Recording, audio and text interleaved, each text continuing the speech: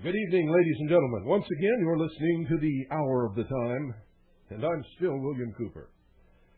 By the way, for those of you who are interested in last night's broadcast, the person who called, we found out today, was Rex Jensen, the owner of KTHQ Radio. KTHQ Radio. His name is Rex Jensen. The fellow named Dennis is his broadcast engineer. And Dennis was the only name I heard while I was talking to these guys. And they weren't going to let me ask questions or talk or say anything. Oh, boy. You know, it's just amazing to me that they wait 10 months. But that's neither here nor there, and that's not the subject of tonight's broadcast. Tonight's broadcast is going to be pretty good, I think. We're going to examine some current goings-on concerning the possibility of life in space. And to set the stage, listen very carefully, ladies and gentlemen. There is an ancient text, Egyptian, called the Ritual. And the rubric to chapter 129 of the Ritual says of the Manas, "And he shall be established as a star face to face with Septet, Sirius, Sothis, the dog star. And his corruptible body shall be as a god forever. To deify the human is to make a star of him. The Manas himself prays," chapter 102, "Let me be among the stars that never rest." It is promised in chapter 164 that he shall become a star of heaven. Has orthodoxy held out to its votaries any such thrilling cosmic view of their future? The Osiris-Nu pleads in chapter 188, "May I enter into the house of his body, which, behold, hath become one of the starry gods, one of the 1,000 points of light." This would be the higher spiritual body, not the corporeal. It is said to the soul, "Thou art purified with the libation of the stars that never set bear thee up. Thou enterest in the place where thy Father is, where Seb is, thou becomest a soul therein." The soul, our Pepi, pleads, "Make thou this Pepi to be an imperishable star before thee." The acme of directness is attained in the next statement. Pepi is a star. To Tita, the soul, it is said, "Thou seizest the hands of the imperishable stars, for behold, thou art one of the gods." The imperishable stars follow and minister unto thee. Pepi is addressed, "Thou art the great star. Orion beareth thee on his shoulder. Thou traversest heaven with Orion. Thou sailest through the Tuat with Osiris." Again, Pepi takes his seat among you, O ye star gods of the Tuat. And finally, in grand simplicity, stands the categorical pronouncement, quote, "Thy soul is a living star at the head of his brethren," end quote. For the 6 elementary powers were his natural brothers, of whom he, like Joseph and like Jesus, was made the chief or head. From brethren, they were reduced to children when the God principle took charge and synthesized their functions. The fiery soul of intellect became king of the lower 6 elementary powers in man's makeup. The Christos came as the Prince of Peace to rise to kingship over nature's 6 divisions of force. "Unto you a king is given, and his name shall be called the Prince of Peace." But the soul, ladies and gentlemen, in the mystery religions is specifically typed by that great and brilliant emblem of what they call their divinity, the morning star. The Titan who came hurtling to earth, still clinging to his stolen possession, the spiritual fire, was Lucifer, the bright and morning star.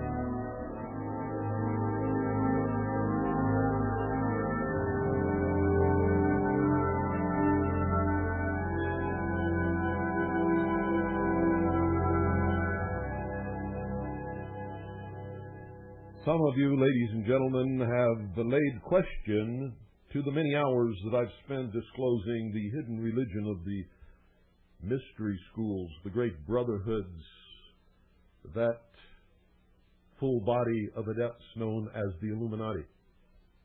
Why are you doing this?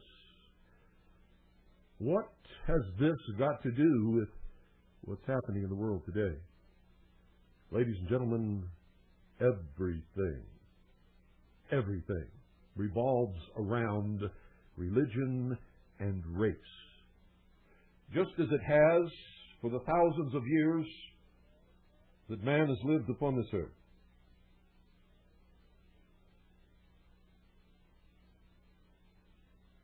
At one time, the dim recesses of the ancient history of man, there was but one religion upon this earth, practiced by all men everywhere. It was the religion of the cosmos, the cosmology of the heavens. That is the heart and soul of the ancient pagan religions, which ultimately bore a philosophy which, combined with science, became the secret hidden religion of the ancient brotherhood. And it doesn't matter what you call it, Sabacius, Eusebius, Dionysius, Freemasonry, the Assassins, the Knights Templar, all of these orders practiced and still practice to this day this hidden mystery religion. And that is the philosophy of this mystery religion that guides the agenda of the power that is directing world events today. Don't believe it if you don't want to, folks, but I have given you so many hours of documentation and sourcing that if you followed it out, it would take you probably years to duplicate my research and to arrive at exactly the same conclusion. But there are other means of linking this together so that you can see it in action, ladies and gentlemen. In action. Played out before your eyes in a drama, a stage play for the great numbers of people on this earth to keep their gaze fixed, to keep them hypnotized,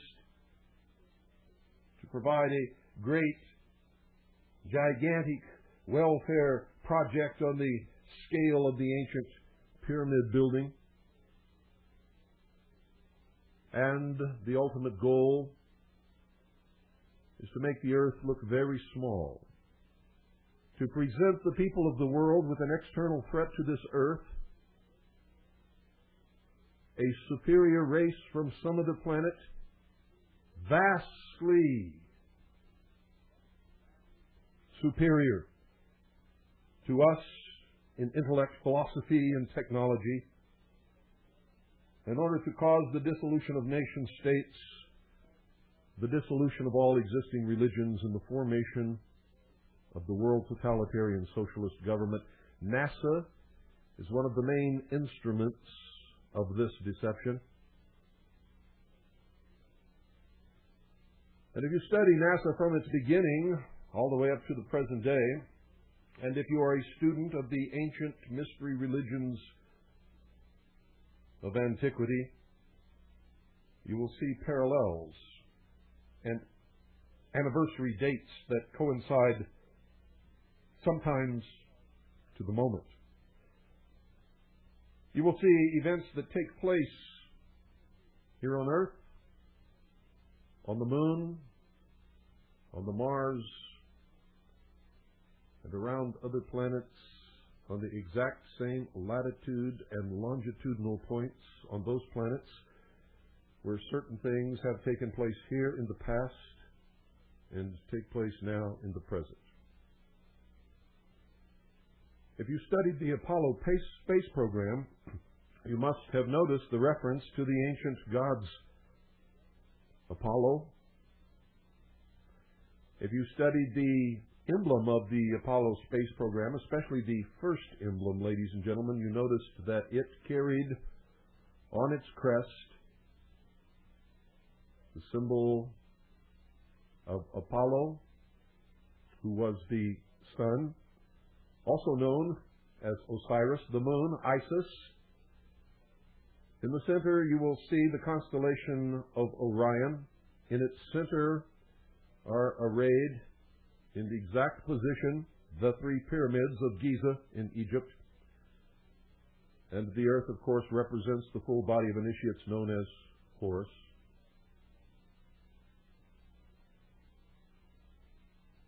You will notice that the spacecraft that left this earth and suffered the symbolic death and the resurrection from the ashes was Apollo 13. 13 being the number of death and resurrection, the number of the phoenix rising from the ashes. Oh yes, ladies and gentlemen. Oh yes. And now we have a man named Richard Hoagland, who knows that most of the NASA photographs and videotapes have been faked. This has been brought to his attention by many of us. He has ignored this obvious evidence and continues to use as the only evidence in his possession for the existence of life on other planets, NASA photographs. If one has been proven to be faked, then they are all in question, ladies and gentlemen. But so many have been proven to be faked that none of them can ever be used as evidence for anything. But what is the goal of Mr. Hoagland? A regular guest on the Art B.S. Bell show, which many of you listen to. I don't know if you listen to it out of ignorance or because it's entertaining or because you have this morbid curiosity to listen to the patently absurd, the ludicrous, the insane. But nevertheless you do, and I know that many of you enjoy it because I get letters from you talking about how much you enjoy it. And that's okay. You know, I believe in freedom.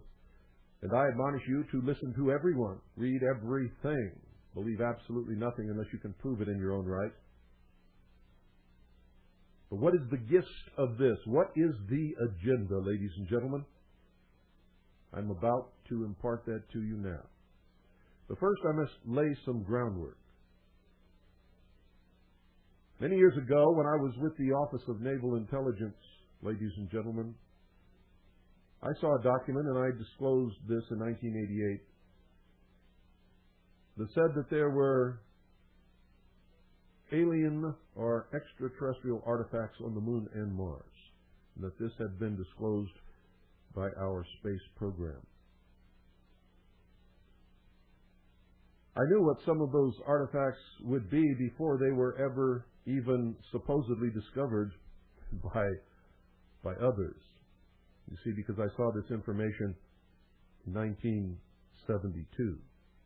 Some of it in 1971, as a matter of fact. And so I knew that sooner or later someone was going to come forward with a photograph that showed a face on Mars, and pyramids on Mars and on the Moon. And by studying the pictures released by NASA and NASA publications, I was able to find many of these objects long before anyone ever talked about them. And then along came a book that claimed we never went to the moon. I read that book and began looking at the evidence presented in that book. And lo and behold, the man was right. If we went to the moon, ladies and gentlemen, it was not in the Apollo space program, for it was impossible. Could not have been done. And any good student in high school science, and I'm talking high school science, ladies and gentlemen, freshman, sophomore year, can prove that nobody went to the moon in the Apollo space program. It is that easy.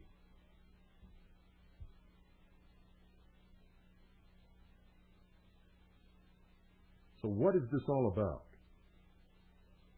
Well, ladies and gentlemen, they could not present us with a believable external threat to this earth in the form of an extraterrestrial intelligence vastly superior to us if we, in our technological development, could not even visit our own satellite. So one reason was to convince the people of the world that we could travel to the moon, and if we could travel to the moon, other intelligent life from elsewhere in this solar system or the universe could travel to this earth.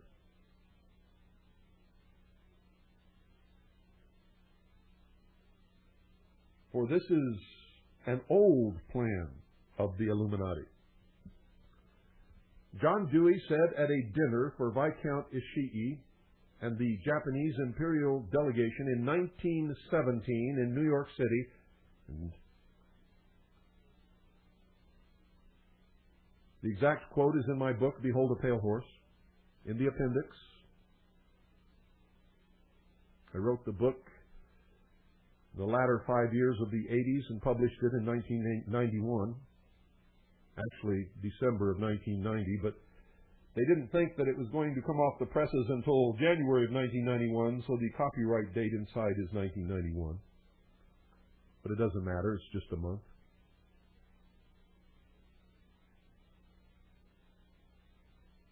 John Dewey said, "Someone once told me that the best way to end wars forever and unite all humanity on this earth in a world government would be if we were attacked by some other species from some other planet."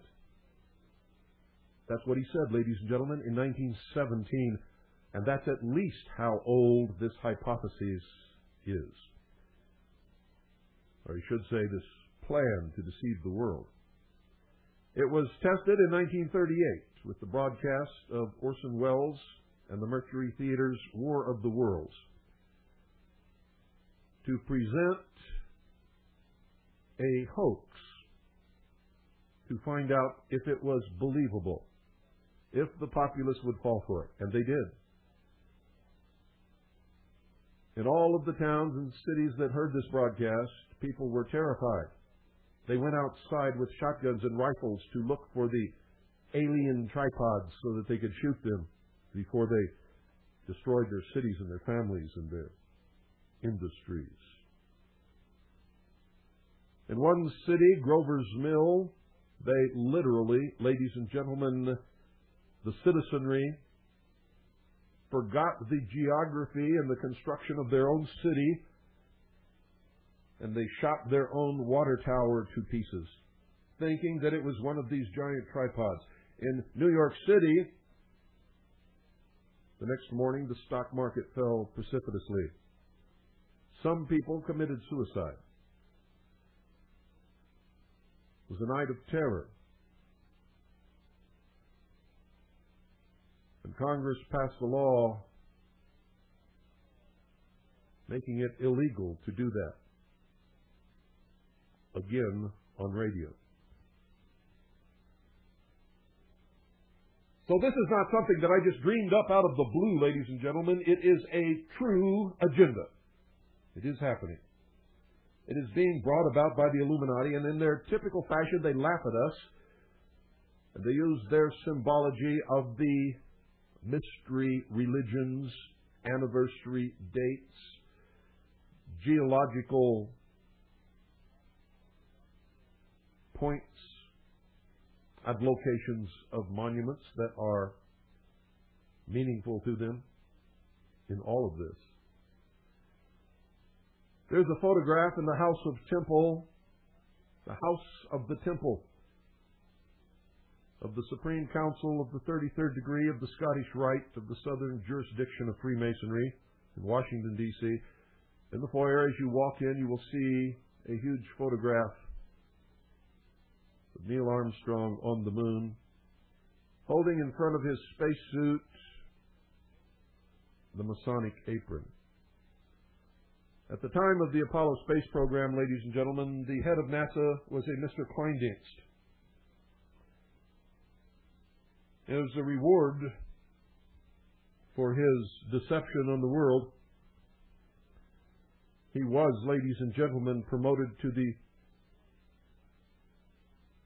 Supreme Grand Inspector General of the 33rd degree of the Southern Jurisdiction of the Scottish Rite of Freemasonry. He holds that post today. Everything that NASA did was connected to the symbology of the ancient mystery religions of Babylon, Egypt,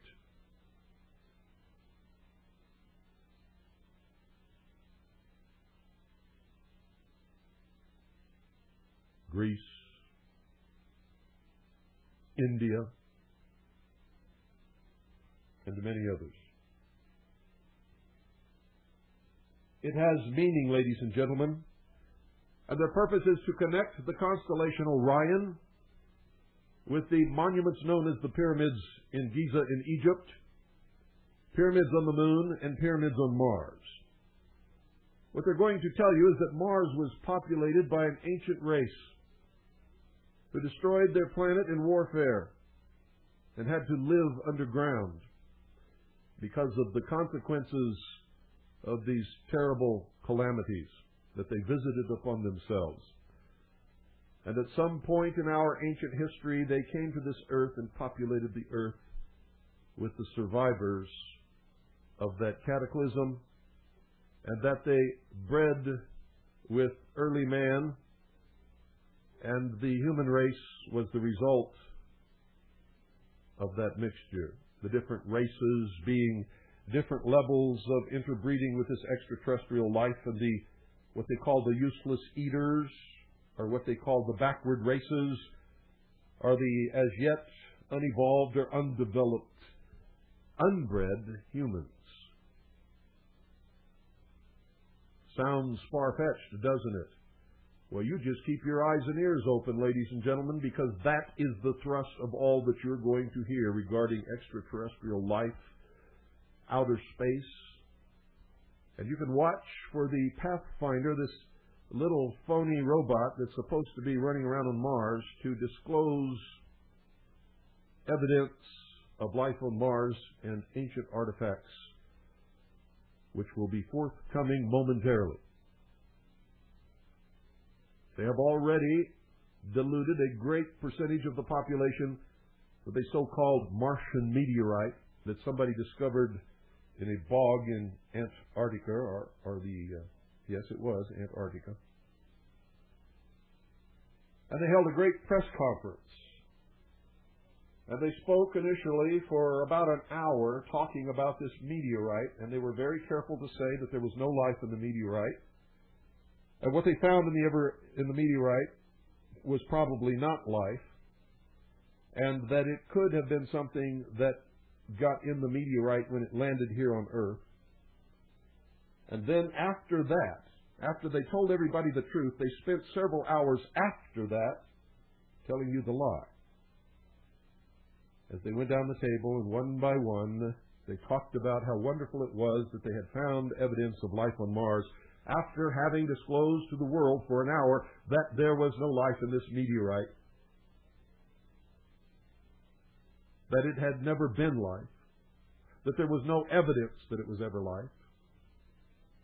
And I have it on tape, folks.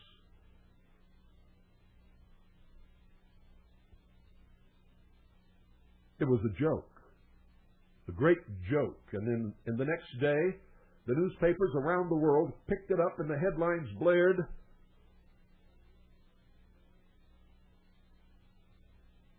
"Meteorite discloses evidence of life on Mars." And then there was column after column after column of how this meteorite proved that there is life other than humans in the solar system and that they lived on Mars. And then some newspapers here in this United States began to propose that the meteorite brought life from Mars to Earth, and we were all descendants of the ancient Martians.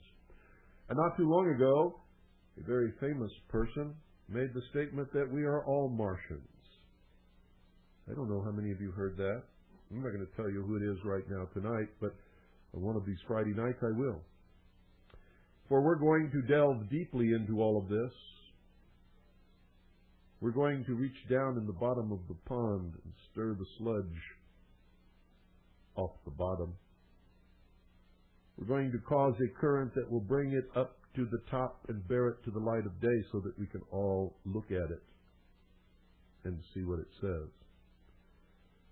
For the thrust of this is to destroy religion, and in specific the Christian religion, and any other religion that believes that man was created here on this earth by God. For they're going to say that these Martians created us by interbreeding with backward, unevolved animals here on this earth. And they're going to point to the place in Genesis where it talks about the Nephilim, or the gods interbreeding with people here on this earth, produced a race of giants and other things undiscussed.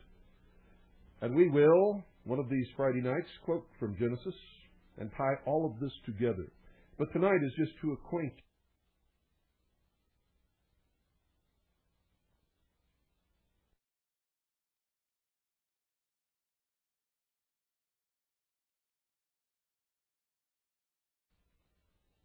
And I've been telling you ever since, every year. I've done many broadcasts on this. I have made predictions that have come true just like clockwork. Right on the money. I told you years ago that there will come a day when they will claim that there is life on one of the moons of Jupiter, Europa. I even named the moon, ladies and gentlemen. And lo and behold, that is exactly what happened within the last year.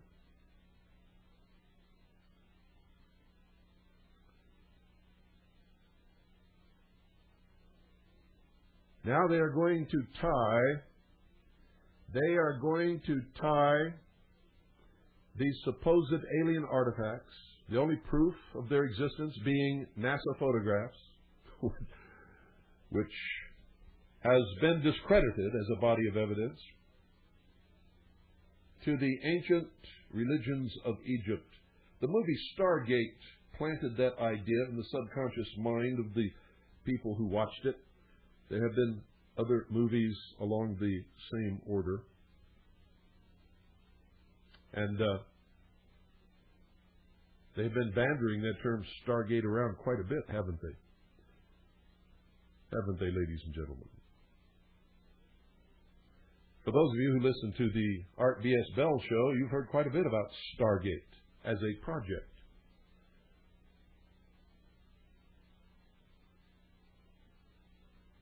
You've heard quite a few of these phony remote viewers telling you what they saw out there. And coming catastrophes and all kinds of blathering nonsense.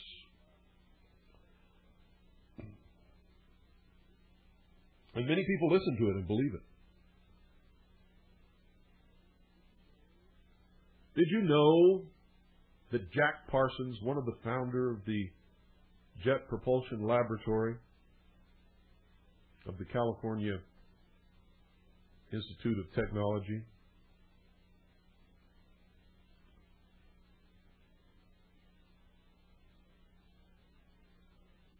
was a high-level member of the Order of the Golden Dawn?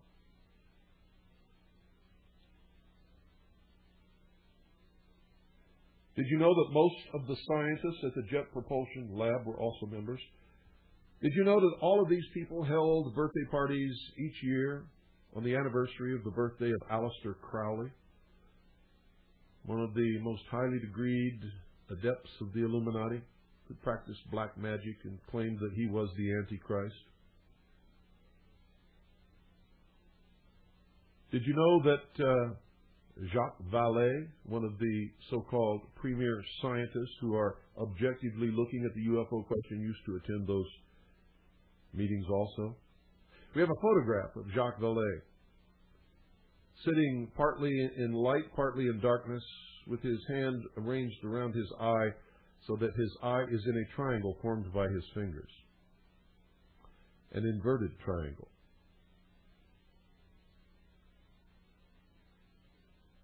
Those of you who have listened to my broadcast on symbology understand the significance of that. He was laughing at you.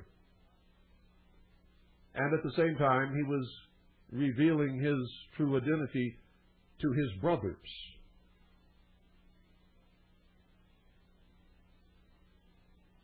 At the highest levels of the fraternal organizations.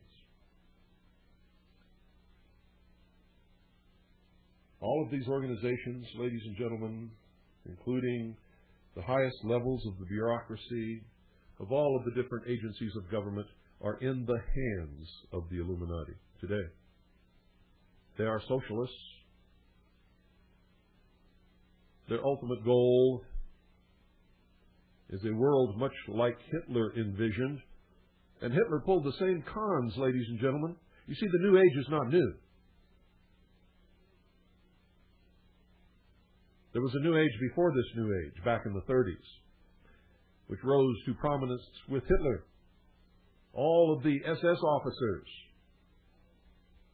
had to prove, I forget how many exact generations of pure Aryan blood, but they had to prove that. Then they were shipped off to a castle replete with the trappings of the mystery religion, where they were indoctrinated into the order of the Illuminati.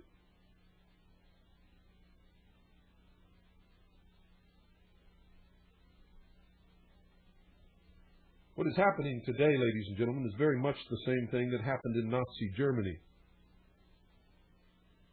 The New World Order is going to be more like what Hitler envisioned than anything that Karl Marx ever dreamed about.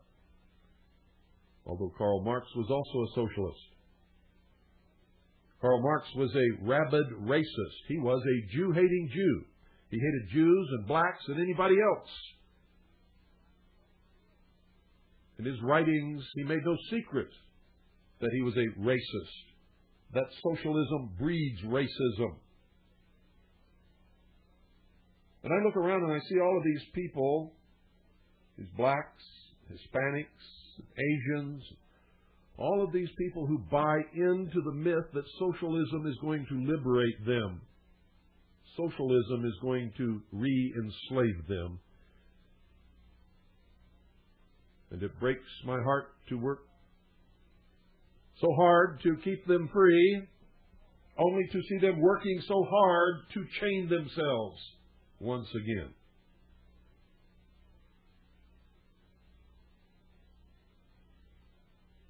Did you know that Jesse Jackson is a Freemason? This man who claims that he abhors racism belongs to the Prince Hall Lodge, to an order that does not allow black men in the white lodges of Freemasonry, and has not in its history up until today, where a few, very select few token blacks have been allowed in a very few select lodges in order to say to the world, see, we're not racist. And the blacks have their own lodges called the Prince Hall Lodges. And the Jews have their own lodge called B'nai B'rith. And the Orientals have their own lodges called the Triads. All of the same order, ladies and gentlemen. All putting forth the myth that they're going to create a world where all people can get along and live together, and there will be no racism and no enslavement and no muggings and no robbings. And the space program is one of the methods that they are using to bring this about. How many of you have been watching the Pathfinder? Pathfinder, that ought to tell you something. It's going to discover the path to the New World Order. It's going to present you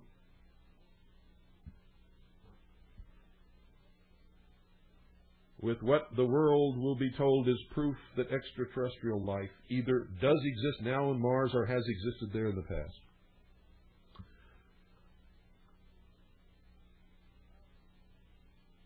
For how can the Christian religion survive, ladies and gentlemen, except in the heart and the soul of the theological institutions where they already know all of this stuff?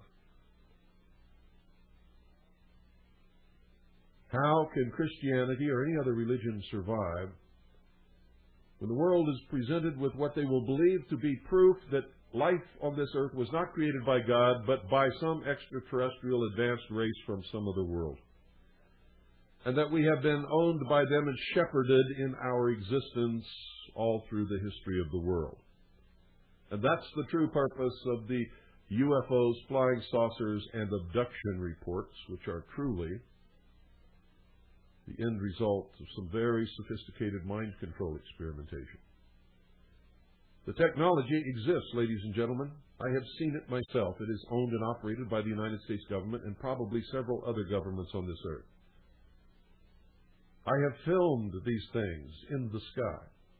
I have watched them come in and out of secret test sites owned and controlled by the United States government. I have spoken to people who've worked on these projects in secret. I can never reveal their names. I can only tell you some of what they have told me, because to tell much more would begin to identify those people, and then they would disappear from the face of this earth for telling me these things. It is truly marvelous technology, but it does not belong to extraterrestrials of any kind from anywhere.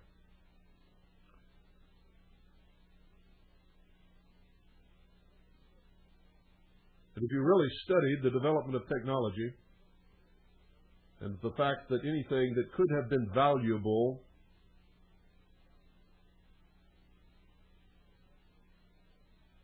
as a method of controlling humanity has always disappeared behind the veil of national security. Did you know, ladies and gentlemen, that the U-2 was flying many, many years before anybody knew that it existed? And before anybody even knew that it existed, the SR-71, the Blackbird, was flying. Before you even knew about the U-2, did you know that stealth aircraft were developed long, long, long before you ever heard of the stealth fighter and the B-2 bomber? Did you know that those aircraft were in the air flying years and years before the public ever even had an inkling that they existed?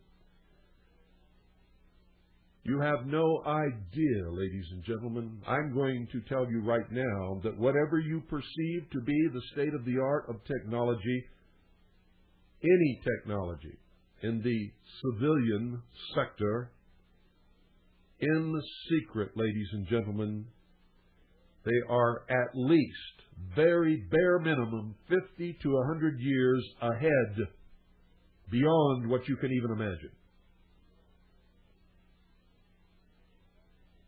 You're going to say, well, look at all the technology that came out of the space program. They must have gone to the moon. No, ladies and gentlemen. That technology did not come from putting men on the moon. It came from the secret black projects into the space program and then out into the public sector as the only way that they could do it without tipping their hand that they've had these things for many, many, many years. And you should see the way they use it. I can remember when I was a young boy, ladies and gentlemen. A young boy. I was born in 1943. In 1947, the supposed Roswell crash occurred. Before then, my father brought home to me something that looked like thin tinfoil, a sheet of it. I remember it just like it was yesterday. And so do many other people remember this substance. It was nothing new. It didn't come from alien technology, and it sure didn't come from any crash at Roswell, because this was before Roswell. My father brought it home and gave it to me. And I could crumple it up into a little ball, put it on the table, and it would straighten itself out just as if it had never been crumpled at all, without even a wrinkle in it.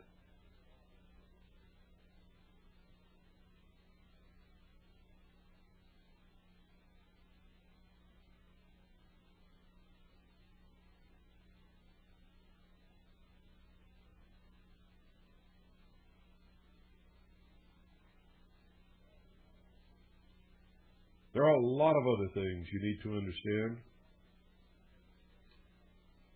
I'm not quite sure I know how to tell them all to you.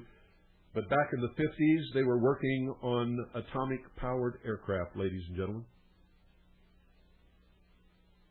Atomic-powered aircraft, you say? Yes, that's correct. Well, how could they power atomic aircraft? Well, ladies and gentlemen, I don't really know. Because I know that atomic power produces heat. Heat can be used to create steam, and steam can be used to power an engine or make something turn and revolve. But it cannot make a jet exhaust, because you couldn't carry enough water to fly it very far.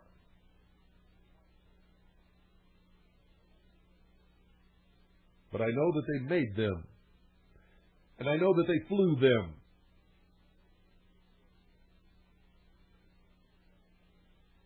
And they may still be flying them. Nobody knows what kind of power plant propels these flying discs and egg-shaped things and round glowing balls that float through the sky, that come in and out of secret test sites owned and controlled by the United States government in Nevada and Utah and some other places that will go unnamed for the time being. Colorado is one. New Mexico. Arizona, yes, Arizona. Why do all these things occur in the West? Because, ladies and gentlemen, in those days in this country when they were looking for places to build this technology and keep it secret from the American population and from the world at large, this was the only place where there were vast expanses of land that you could cross for days and days and days and never see another living soul. And that should be obvious to you.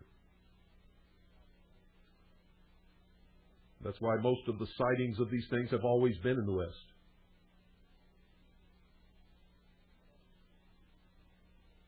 Not all, but most.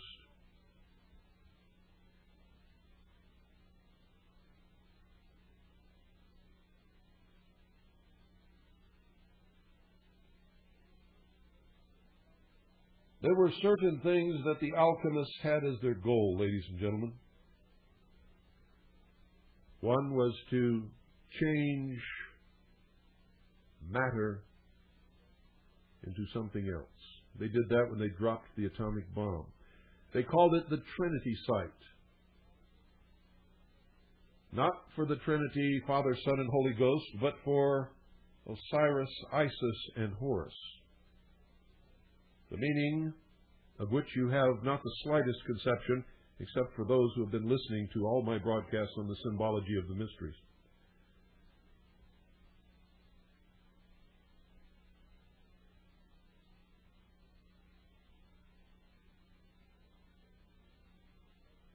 Now, ladies and gentlemen, starting Monday, I'm going to be elaborating again on the lost light, the lost word, the true hidden meaning of the mystery schools, the adepts known as the Illuminati. Those people who are propelling the world in the direction they wish it to go. When you learn all of this and you understand it, you look around at the vast population who knows absolutely nothing of the power that directs their future. All of a sudden you realize and you understand exactly why they call us cattle.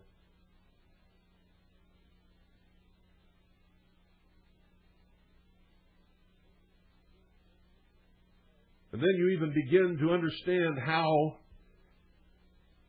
they could cause wars and kill tremendous numbers of people to achieve a certain goal and not even feel the slightest pangs of conscience. For just as we would kill a cow to provide meat for our table, ladies and gentlemen, they look upon the normal human being as nothing more than an animal, because they cannot use the brains of the intellect that God gave them in their estimation.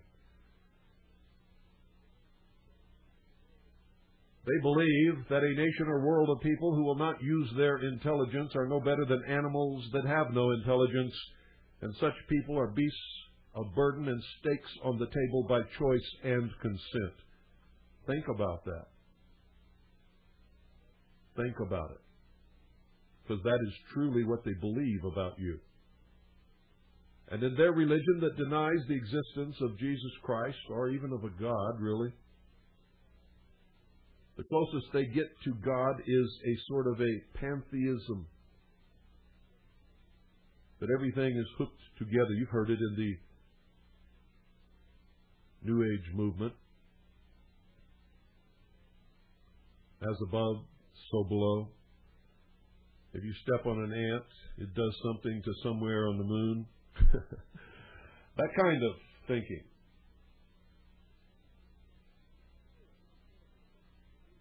And the truth is, no matter how much you believe in whatever it is that you believe, not one single one of us is ever going to know until we die.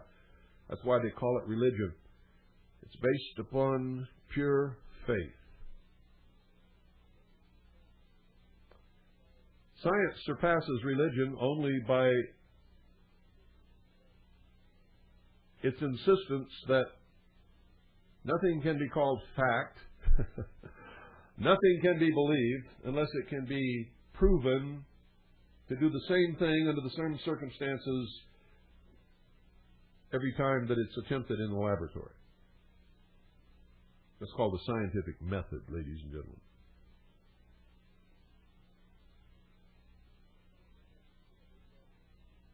The scientists have discovered that you can do it the same way, with the same ingredients, over and over and over again for 5 million times, and then for some unexplained reason, the next time it will not work.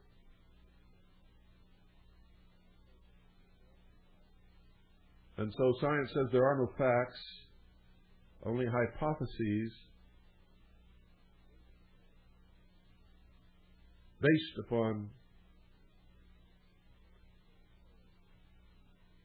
things that they can say are known, are the fact that they can repeat this thing over and over again so many times.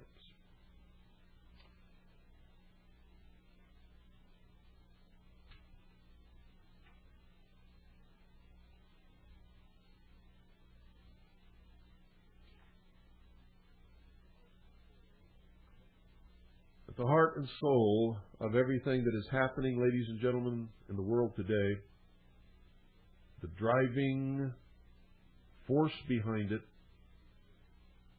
is an ancient, secret religion that has as one of its tenets that there is a superior race. Not superior because God said that they were superior, or that God was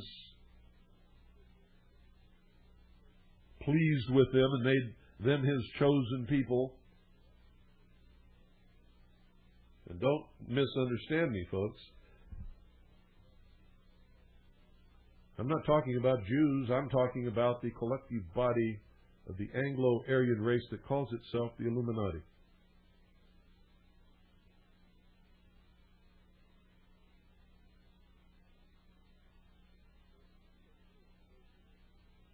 Their exoteric version of this religion is British Israelism, Zionism. There are many more Zionists that are Christians than are Jews. And most Jews don't buy into any of this baloney, ladies and gentlemen, don't even have the slightest idea what I'm talking about any more than most of you do. George Bush is one of these people. George Bush is not a Jew. The Pope is one of these people. The Pope is not a Jew. So don't compound the problem by thinking that you know exactly what it is that I'm talking about, because I can assure you that you don't.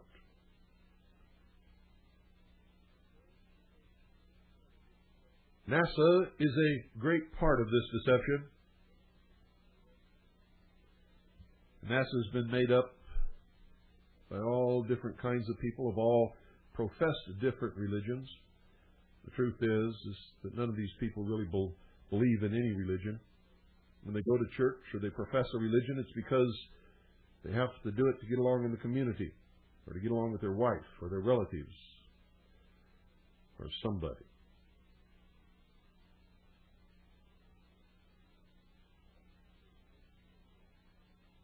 Watch the space program. Watch the pictures brought back by the Pathfinder. And folks, if you really study that little thing and use your head and study all of those photographs, you're going to be amazed. You're going to be absolutely dumbfounded. And then you may become dangerous, like me. Won't that be a trip if all of a sudden we had several million dangerous radio hosts in this country, all broadcasting on low-power transmitters, driving Rex Jensen completely out of his mind. I'm going to try to hook up about 5 other people in this valley with low-power transmitters, and Rex Johnson will probably be seen after that sitting on a park bench, blubbering in his milk, yelling about 3-year prison terms and $10,000 fines. Absolutely incredible, ladies and gentlemen. Good night. Don't miss Monday night. And God bless each and every single one of you.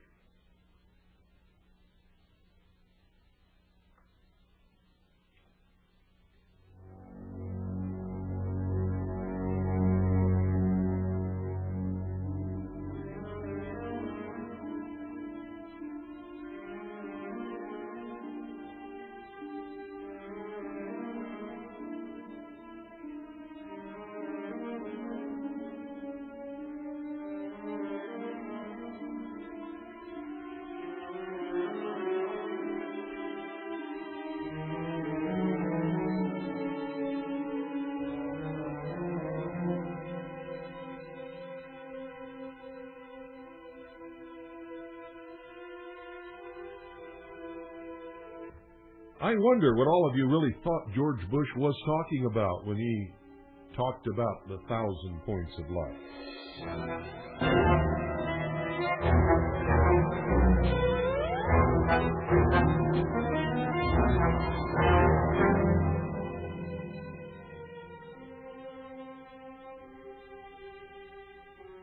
And wasn't it Georgie Boy who, a Republican, supposed conservative, introduced the term to this generation, New World Order, a term often used by Hitler and his cronies, a term used throughout the ages by every despot that's ever come along? What did you think he was talking about?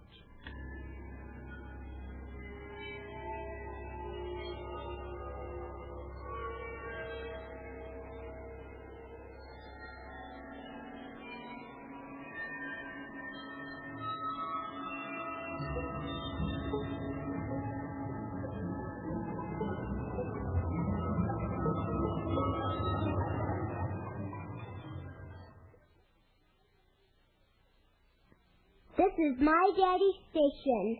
I'm Pooh, classic radio like you always wished it could be. 101.1 FM, Eager.